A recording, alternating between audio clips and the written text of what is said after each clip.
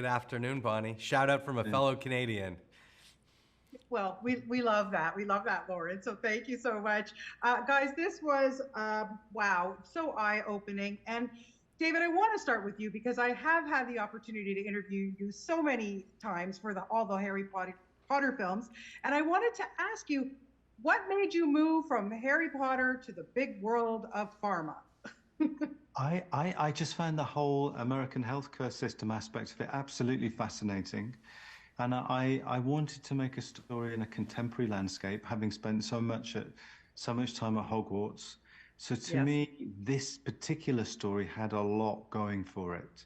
It felt like it spoke to a big part of the American experience.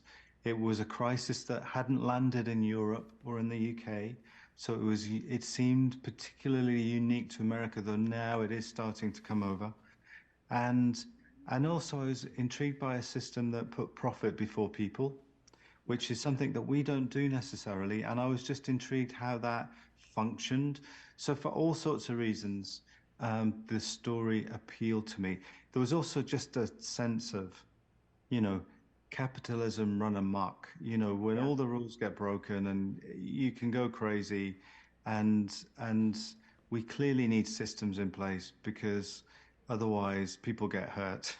And Uh, and that's what I really appealed to me about this story. And Liza Drake as a character just seemed very universal and accessible and relatable in mhm. all her flaws, her vulnerability, and her just her desire and ambition to do the right thing, even though that took her to a dark place. So there were lots of things that I was intrigued by, um, that drew me to the project.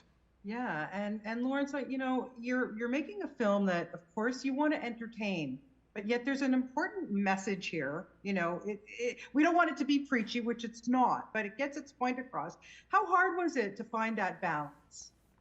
I think that was what we knew from the very early days was that finding that balance was going to be the greatest challenge, one of the great challenges in making the movie, between really telling a very honest and real story, respecting the victims of the crisis, and Yeah. at the same time portraying a world that is inherently excessive and comedic and extreme and severe in a way that's authentic. And we always said we're going to need a lot more time in the edit room than in most films because it's going to be so much of a calibration of the way the performances are going to handle comedy. And of course, we have brilliant comedic actors, whether it's Catherine O'Hara or Andy Garcia.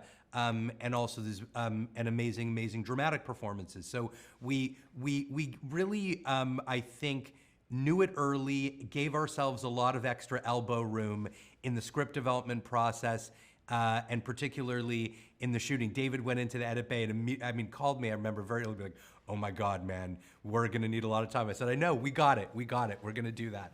And it was really amazing to see the calibration of that from, there's so many different versions. I wish we could release 20 different versions of Pain Hustlers because there's so many Yeah. incredible calibrations of what the movie can be. Well, listen, streaming, Netflix, hello, they could let you do a whole series. I mean, come on, you guys got it in the bag. But just to wrap it up, David, as Lawrence was saying, the actors in this are fantastic. There's not a bad performance in the bunch. But Emily, my goodness, I find we relate to her. Why do you think we relate to her and this character? But she makes it so realistic, and we sympathize because even what she's doing is so evil, but then she's got that moral compass. I think first and foremost, Emily just Emily's persona. Emily as an actor has enormous empathy. But then the character of Liza Drake in particular, and the way Emily has explored that character is intriguing. She's not shied away from her flaws and her vulnerability and that makes her accessible as a character. So we all, none of us are perfect. Our lives are often a circle. We want to sort of move forward, but we end up making the same mistakes sometimes Yeah. as human beings. We're all, striving to do our best often. And I think it's in that examination and exploration of a human being who is just a bit broken, but trying to do her best to get by, Yeah. and succumbs to the ambition and the greed a little bit, that we just feel is honest and real. And it was surprising when we would present the film to test audiences how much they warmed to Liza Drake. Emily as well, she's just a sort of intrinsically likable actor. But then in exploring this flawed human being with real honesty, it's inevitable that people like her.